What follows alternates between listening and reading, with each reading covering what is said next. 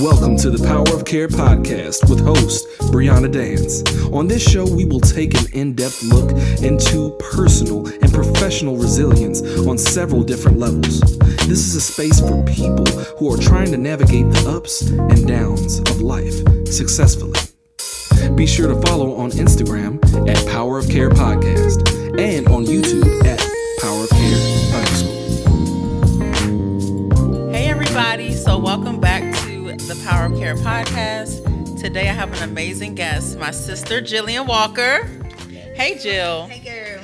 Y'all, let me tell y'all why I love Jillian. So I've known her for I was like 10. most of your life, Mm-hmm. most of our lives. Mm-hmm. And we grew up together, and I just love her personality. I feel like there's just a few people that just get you. You know, you don't feel judged. You like it's a good time. Mm-hmm. It's also just encouraging, Jill, and you always just bring an encouraging and like humble spirit. And you're a loving person. Like y'all, she loves old people. She loves children. Mm-hmm. She's My just babes. very protective. And Jill, you've navigated some really tough situations in your 20s. You're like mid 20s. Mm-hmm. And so today I just kind of want to like get some wisdom from you about how you've navigated some challenges. Okay. So we're going to dive in, girl. Let's dive in. Okay, so first of all, tell me about your family. Like what does family mean to you? Because when I think of you, you have a lot of different family, I would say, all over. Mm-hmm. So just tell me about what family means to you. I've been blessed to have, my nuclear family, mom, dad, brother, me. My grandmother was a huge part of our family, my mom's mom. And, maternal, paternal, but I have my church family. I have my friends' family that have just really adopted me as their own. Like family is those people you just do everything, would do anything and everything for. And you feel that in return. Yeah. So I've been blessed.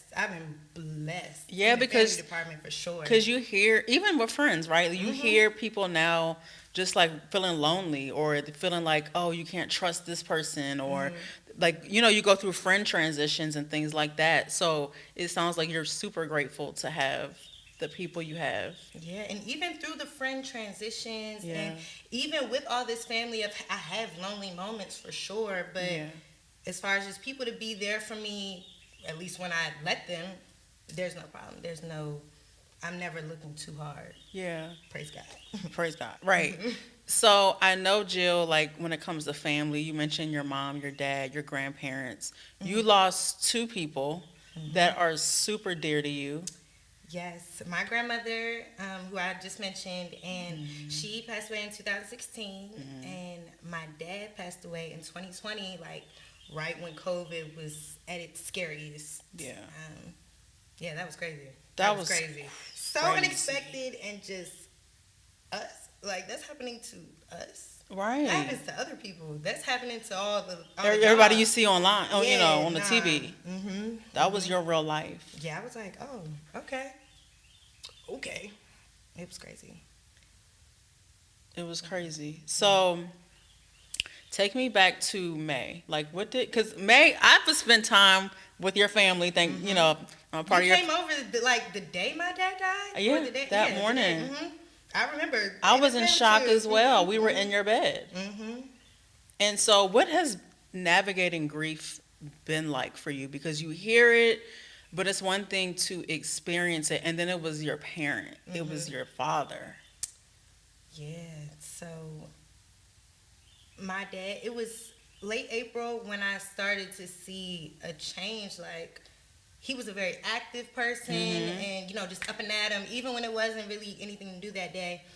And he was just in the bed for days. And I'm like, after day, 3, I'm like, are you good?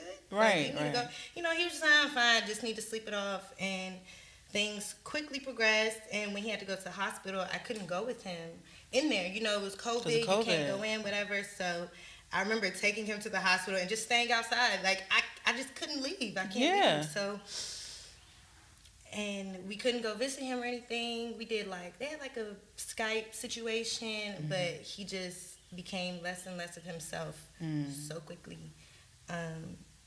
ventilator. That was my first experience, like seeing somebody on a vent, and it was really scary. And the day, like they called like 5 a.m. like it's time, like you should come, and only one of us could go.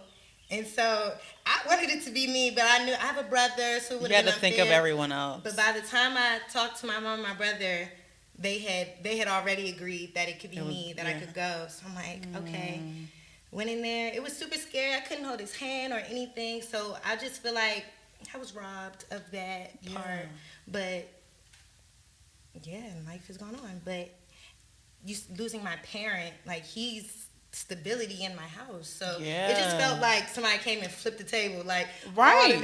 I'm knocking all this over. Like, that's everything that was. Right. Because your dad was like an anchor in that home. And he's, I'm sure, still teaching you things. Yeah. Losing my parent and just getting older has just allowed me to humanize them even more. Like, you're not just my mom or just my dad. You are this person outside. You were this person before me and my mom, and you, just this life outside of being a dad or being a mom. He was Johnny. Yes, he was. And his friends never failed to remind me of that. Like they probably telling you stories all the time, Jill. And they just, every year I get a little bit more details, a little bit more. They be like, you his daughter, I can't go too far. I'm trying to know. I want to know. But wow. Just making them human, and just my whole outlook. I mean, anyone would say that, but like my whole outlook on life is different. Just to be able to appreciate time and just stuff like this. Time with people is just so important. So important. And just learning from people while you can. Everyone has their unique story. You just tell them, I love old people. Like, I love talking to old people. I love it. They're so funny. And just slide little wisdom in here and there, you know. Kids teach me so much about myself, and, you know, just qualities like patience, grace, understanding, and just to be around pure joy. Like, kids just have that innocent joy, and I'm like, yes, I want that. I strive for that. And you, I feel like you're a kid whisperer. Like, you have, like, every time I see you, you're like holding a kid, you're taking care of somebody's kid, you're, you know, so why do you love children so much, and do you see yourself doing more with, like, helping kids in your life?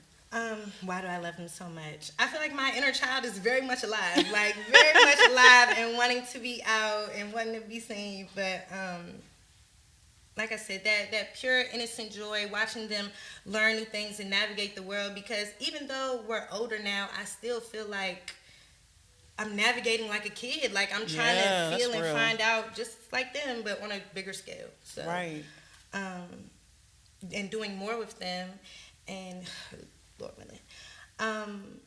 My major in school right now, at Bowie State, is Child and Adolescent Studies, and I love English, reading, writing. That is my jam. So me too. As my little people, my little babies get bigger, you know, everything is so tech and computer now, but teaching them to do things like hold a pencil and read and write, and just trying to make it fun, trying to make it engaging. So that's the plan right now. I'm practicing with my god kids, but I'd love to do that on a somewhat larger scale. And y'all hear she has several godchildren. Several. She's just the right person for that. And so, Jill, when you think about we talk about kids, who, when you were a kid, can you think about what people poured into you? Like, who was your village? Who stands out as like that person or people that were there? You say that person. One reason I pour into the kids like I do is because I was poured into 100-fold. Like, everywhere I turned, it was love. I was getting shown love from my family, my extended family, my Sharon, my church family. Like, you already know how Sharon does. So all of them, my teachers, just showing me so much favor. Like, just so many adults in my life showed me so much favor. I could be like the 10-year-olds with the older kids. I was, you know, young, hanging out with the big kids, thinking I was cool. But for real, like, because you have friends of a lot of different age ranges. I do. And everyone laughs at that all the time. Like, why are you calling this person your friend? Like, no, auntie, no, like. No, we're friends. We just And thank you for not making me feel like an old auntie. I mean, I know I'm an auntie, honey, but no, you're just my friend. I don't even like that. I don't even see it in any type of hierarchy thing. It's just you're my friend, and I can call you, and we check in with each other every now and then, and you encourage me, and you're just always on time with that, Jill. So thank you. No, you're welcome, and thank you for never sunning me. Like, you know, yeah, I'm little sis, but you don't little kid me. Yeah, you know? no, you're grown. I love that. Thank you. Oh my God. So shifting gears, Jill, we talked about like navigating grief. What's been anchoring you with the loss? God, straight up. And I had a relationship with God before. I mean, it was, you know, I grew up in church, so it's like, I know who you are, you're always there, but it was never really no talking unless there was something major. Something happening. And even before this happened, I can't think of anything nearly as major before that I was really on my knees begging, other than graduation time. But either way, God. Period. But when my dad got sick, and I remember one of the calls when they were like, yeah, if he does get through this, life is going to look so different. And they were just telling me the ways, and I'm like, ooh, like, I don't really know what I want as the outcome of this situation anymore. So that really started to change things. And that was the first time I really felt like, I don't even want to say I heard God's voice, but like I felt that undeniable presence. And it was like, we're about to go on a roller coaster. You buckle up. Because we're about to get going. And that's when I was like, okay, there's nobody out here. The doctors don't have anything for me. No one else really knows what this disease is or whatever. But you do, guys. So you know what's going to happen already. And that's when it started. I would say that's when I really started developing a relationship with him and just really getting to know him. Like, not just what the church tells me, what people tell me, but getting to know him for myself. And yeah. It's still been super dark days and super crazy things, but God has just shown me time and time again, even when I didn't think he was still there. And very grateful for that. Very grateful for that. Wow.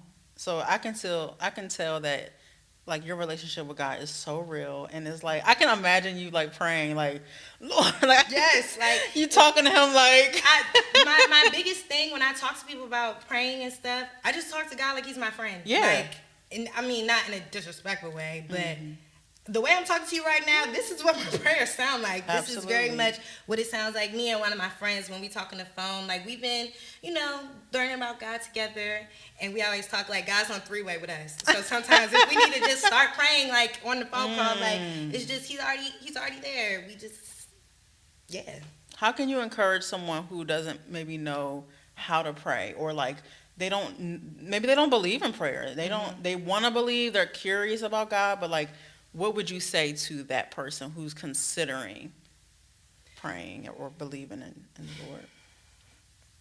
Like I just said, talk to God like he's your friend, like you would talk to anybody. It doesn't have to be, I'm on my knees, hands folded, in the quiet room, and on my back.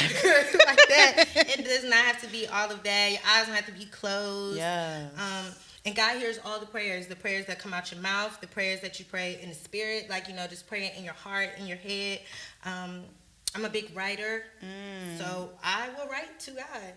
And sometimes I'll get so, I'm trying to write as fast as my brain is going, but I just like, God, you hear the prayers in my head and on my hands, like, you know, thank you for hearing them all, because, But whatever medium gets you in your jam, go there, because he's there too. It's no way, no place you can go that he can't reach you, that he can't hear you. And that's comfort for me. Like, I remind myself of that all the time. Yeah. So I love that. And where do you, because listen, I be on a prayer line every now and then every day at church when I wake up on time.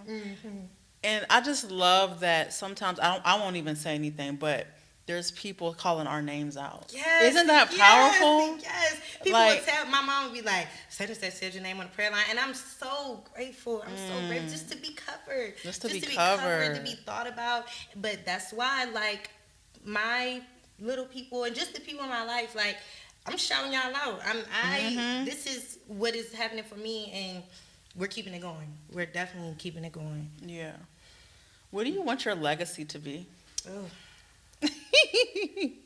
A legacy of love. I want everybody to think of me and think, yeah, she loved God, and it showed through everything she did. She was a loving person, and she just left everything better than she found it, type of thing. Yeah, I want everybody to be happy and just go like this. Like, yes. Yeah. I love that, Jill. Just love. You just bring a light with you, even in your like laughter, or like I would say sometimes when I know you feel like you're being awkward, like but it's still a light. Like that's light. You like humanize people where it's just like, it's okay. I'm just going to push through. I'm still going to show up. That too. And I love that about you. Thank you, baby. Now, kind of as we kind of close soon, what is some things that you do for self-care? Like, what does self-care mean for you? What I want, not considering how anyone else is going to feel about it, what they're going to think about it. Singing in the car. I feel like my playlist is very unique. Like, I need to hear this playlist. I mean, y'all share with you, but I just feel like people don't want to hear what I want to hear a lot of times. I mean, sometimes. Okay. And I do be putting people on sometimes, but singing super loud. I love the car, love the house. My poor brother and mommy, they just get the works. But doing that, spending time with my little people, that, like, I can't explain what it is, but everything is just play. Like, this world is just fun. Nothing is looking like a hard, nasty, terrible thing. It's all lit. It's all lit to them. Like, it's all fun. Everything is a toy, imagination. I love to express imagination. I love to just be able to appreciate what a creative work of someone else is. Like, that is self-care. Like, ooh, just being able to look at that and be like, ooh, look what you did. I love it. To be inspired just does that. I feel brought back after that. You feel brought back. Now, when I think of creativity, I think of, there's just so many forms of like creation. Like, of course, with kids, they have a lot of ways to express. What's one way that you express yourself? Like, whether it be fashion or hair. I mean, baby, you always change your hair. Everybody says that. I really don't. You don't think so? No. You've had many looks, Jill.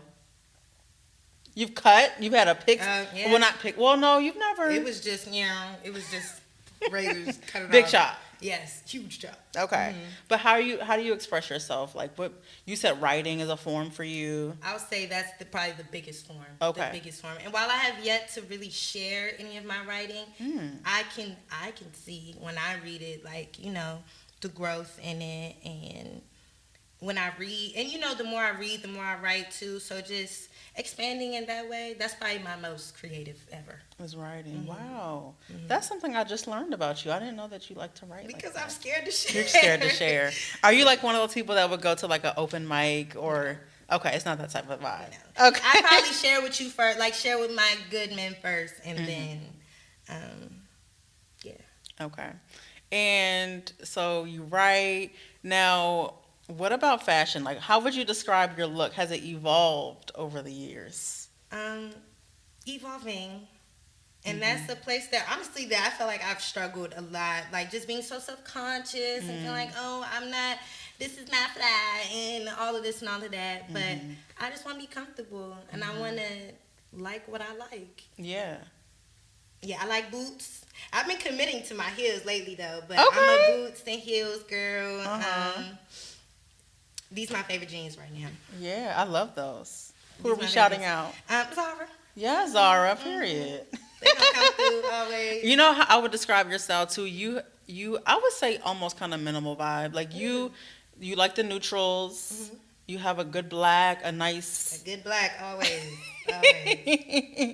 But I love that about you, Jill, and I just feel like you're just you, and you're in it. Hopefully, it frees other people that are younger to be themselves as well. Yeah. Absolutely. Absolutely. And even my old people too, like that's a good point. Even my old people too, watching them just shell up where I'm too old for them to. No, you're not. No, you're not. I mean, like clothes wise, but sometimes, but No, you're not. You're not. I'm too old to try that. No, you're not. No, you're not. And I feel like some of the older generations need to be free from some stuff. For sure. What's the last encouragement maybe you gave to someone who was like an older woman, like maybe our mother's age? What did you say to like kind of free them from some old thinking?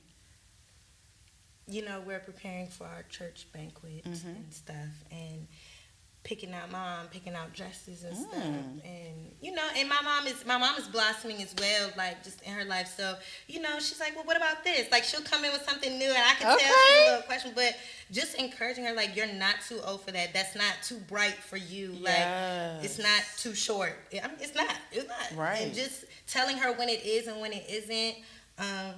Just being encouraging in that way, like wear it, do it, try it. Go here. And I mean, me and my mom, we have an interesting relationship, but sometimes like you just know that tone, at least from me, like just do it. And she'll be like, okay, but she'll do it. Like she'll do it. She listens. I'm so proud of her. Like we just built that good rapport in that area. That's beautiful, because I know mother-daughter relationships can be tricky. And I'm speaking from experience. Yeah. But it's cool I would say I feel like my mom and I are really good friends. Like she's I know she has my best interest.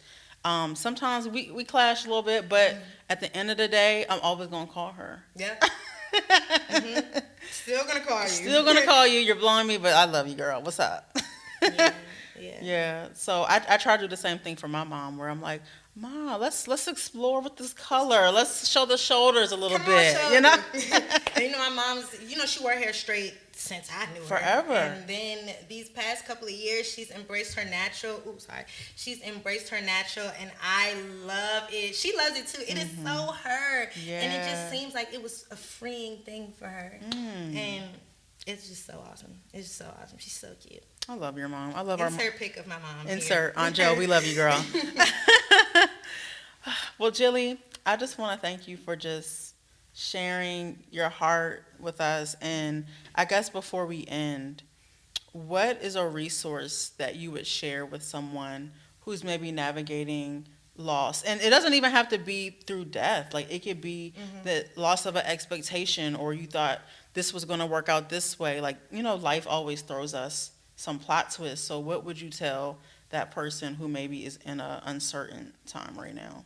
I don't know where everyone's faith walk is, but be still just for a minute. Be still. Don't be focused on something so far ahead or locked into something so far behind you, like whether it be don't get stuck in the future or stuck in the past. Just be still for a second. Start just being grateful for what is around you. And I know you hear be grateful all the time, but be grateful for what you do have. Grateful for what you did lose too, or you know, feel like you lost too.